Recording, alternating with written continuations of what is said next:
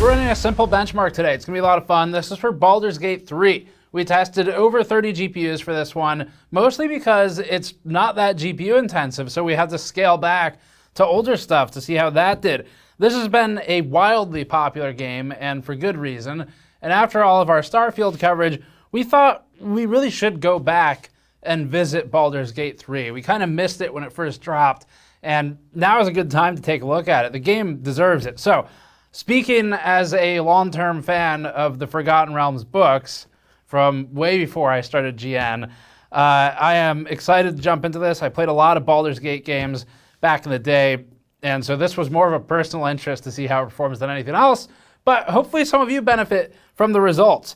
And it helps that people seem to love the game for the most part. So in this one, again, because Baldur's Gate 3 is so lightweight on the GPU in general, we took it as an opportunity to explore a couple of things. One was testing some older cards and some eclectic ones like Vega 56, and the other really cool opportunity was exploring GPU busy some more. So we talked about GPU busy as a new metric for performance reviews in an interview with Tom Peterson previously, and I think we first used it in our Starfield coverage. It's really interesting. It's only the start for what this can do eventually in terms of unlocking deeper insights. And this particular game is an interesting one to use GPU busy for because of the lightweight tasking of the GPU, plus some unique issues with DX11 on Intel Arc. Let's get started. Before that, this video is brought to you by Montek's Metal DT24 base. This 2-fan tower cooler keeps a simple black and metal look to match most build aesthetics, and it runs a 6 heat pipe design with 2 towers and 2 fans for higher performance air cooling. The Metal DT24 base can also accommodate taller memory modules because it cuts back the fin stack closest to the first DIMM slot. The Metal DT24 base uses a standard mounting mechanism and is easy to install. Learn more at the link in the description below. Okay, so getting into this, a lot of this was research. We are currently in the process of overhauling our GPU and our CPU test benches with newer games. Baldur's Gate was on the list for things we might phase in to replace other stuff. The question was, should it be in our CPU test suite or our GPU test suite or both? And it appears like it might go in both, but we might only utilize it for GPUs when they're below something like a 4080 or a 7900 XT class of card. And for CPUs, this appears to be potentially very CPU heavy, or at least it is becoming GPU bound early at 1080p on a high-end card, so it will probably end up in our CPU suite. It's also going into our handheld gaming suite because it's lightweight enough. You can play this on decent APUs these days, or IGPs, and so you're gonna see it pop up in our next handheld device gaming review coming up soon. So then, other than the 30 or so cards at the 3 different resolutions, we are also, as stated, using this to test drive GPU busy. As a reminder for what that is, in case you missed it, the quick recap is it's a new insight that is granted through an open source utility, a logging utility, and that utility is called PresentMon. It's been around for a long time. It is commonly used to log frame time performance in games. Frame times are sort of the base metric of FPS. So FPS is a rate. It's an abstraction away from the base metric, which is time. In other words, how long does this frame take to generate and appear on the screen? And you can do simple calculation and convert that into FPS, but originally it's time. And GPU busy looks at the effectively the amount of time spent in each frame by the GPU doing meaningful work. So the closer the GPU busy number is in frame time to the actual frame time number, the total composite frame time, the more GPU utilization you will have. If they are distant, so if GPU busy is down at 1 millisecond, but the frame time is 7 milliseconds, you've got 6 or so, plus or minus a little bit, milliseconds in there, where the GPU is not really doing anything. So maybe you're CPU bound, maybe you're memory bound, or there's a game or a driver or a frame rate cap or something like that. So that's what this metric is.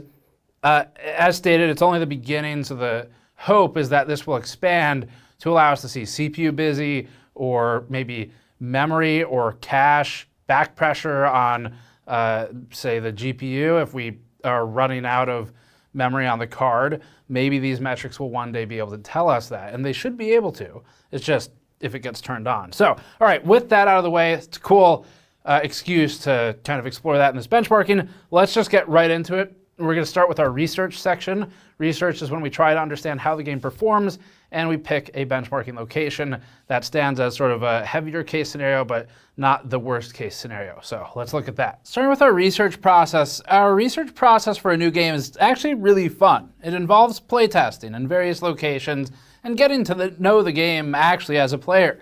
We made our own character for early game testing, and then we acquired a save game file from a viewer whose character goes by Hawk for later game testing. So thank you to our Patreon Discord member for sending us that. We tested in combat, in the forest, zooming in closer to characters, zooming all the way out.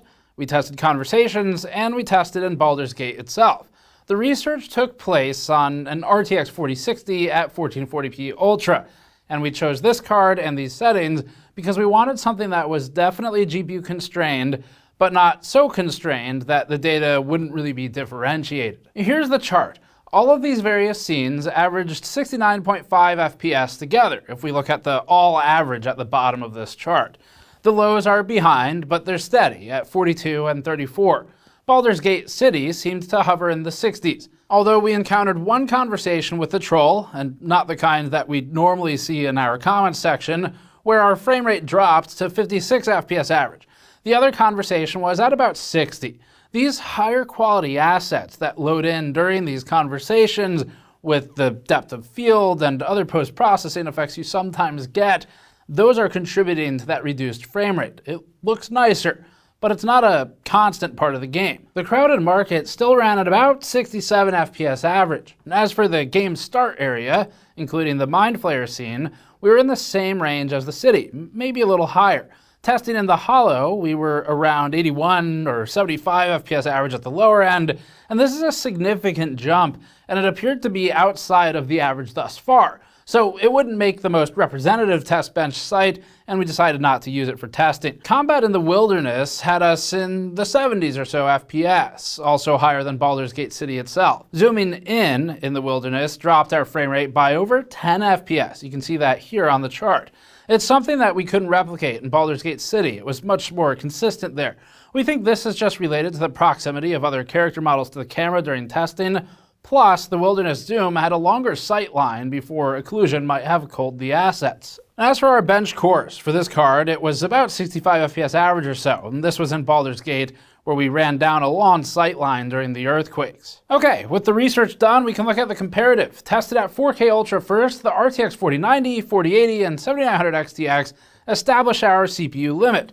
Even at Ultra and 4K, the game just isn't loading these GPUs completely. They can't distinguish themselves from each other. Our takeaway here is that we may need to introduce this game to actually our CPU review suite, not the GPU one, in the near future, because this could prove to be an excellent and modern CPU benchmark title. It's good for GPUs, but for anything that's more than, say, $500 and is released anytime soon, it's maybe not enough load. The RTX 4070 Ti is the first that meaningfully falls below our ceiling, so that'll act as the first uncapped result. Let's start with the most recent cards. The 7800 XT's 63 FPS average has it about tied with the RTX 4070, although behind in 1% lows. This is a good position for the 7800 XT, considering the 4070's pricing. The 6800 XT, though, as we saw at our 7800 XT review, manages to outperform the newer card by 7.6%. It's still proving the better value between the two. As for the 7700 XT, that one leads the 3070 FE marginally, again with lower 1% lows, and it leads the 6700 XT by 23%. Intel is where this gets interesting. Intel had some significant issues with DX11 in this game. If you're using Arc, we'd recommend you switch from DX11 to Vulkan. We defaulted to DX11 for our testing, and that's because we didn't generally see meaningful change on NVIDIA or AMD in most cases, and it's the default game API, so we think most people will be using it. But with Intel, it's a gameplay breaking difference. If you have Arc and you're playing this game, you really need to switch to Vulkan. The A770 LE in this chart with DX11 suffered in the lows, but even the average improves 13% just by moving to Vulkan. Let's look at a Frametime chart briefly for Arc. In this Frametime plot, drawing the DX11 line for the A770 first, we see frequent spikes to 80 to 120 milliseconds. This is similar to what we saw on Arc back when it launched, at least for some games. Intel was able to rectify this behavior in games like CSGO previously, and it's been re-architecting its DX11 drivers recently to try and improve the same way there. So there's a chance that this can go away. For now, though, it's a very stuttery experience with messy frame pacing. The experience is just objectively bad. There are long and noticeable stutters that materialize with DX11 for Arc. Adding the line for Vulkan, though, you'll see that things really smooth out here. It looks flatter than reality due to our scale, but the Vulkan performance is aligned with what we'd typically see for Frametime pacing. It's much better. There are still some spikes to around 80 milliseconds, so that's not great, but we've reduced to about 5 of them instead of multiples of that. This is another fun one. It's really honestly the main reason we wanted to do a fuller piece on Baldur's Gate. GPU busy. This metric is one that we explained in a previous interview with Tom Peterson, and then we later used it in some of our recent benchmarking efforts. This chart shows the DX11 frame time plotted against the GPU busy time for Intel Arc. We've zoomed it in, so it's truncated the scale. You can see that despite the frames sometimes spiking past the scale and up to 120 milliseconds to complete the frame, the GPU busy time is often around 30 milliseconds. That tells us that for 30 out of 120 milliseconds, the GPU is the busy part, which means the remainder of that time, it's not the thing that's holding us up. We're not limited by literally the GPU hardware. And we also know that we're not CPU bound because we know those numbers too from other parts. So we're left with a few possible assumptions. Our strongest one is that it might be that we're getting sent to system memory due to a GPU VRAM utilization issue, likely caused by drivers. Briefly back to the 4K Ultra chart, most cards in the last few years can run this game above 40 FPS, even at a high resolution and maxed settings.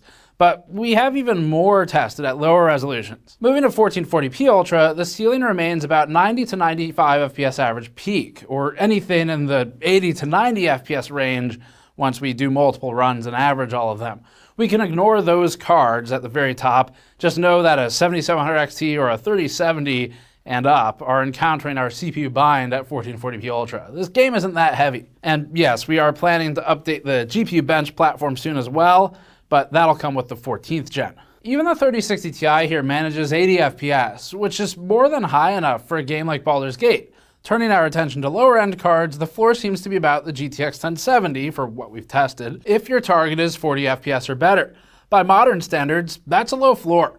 Any upper, mid-range, or high-end card released in really the last 8 years or so should have no trouble playing this game at a good frame rate, even at 1440p with higher settings. For relative scaling, Arc still struggles compared to cheaper alternatives. The RX 7600, around $250 these days, is outperforming the A750 on Vulkan slightly while having generally more reliable drivers overall.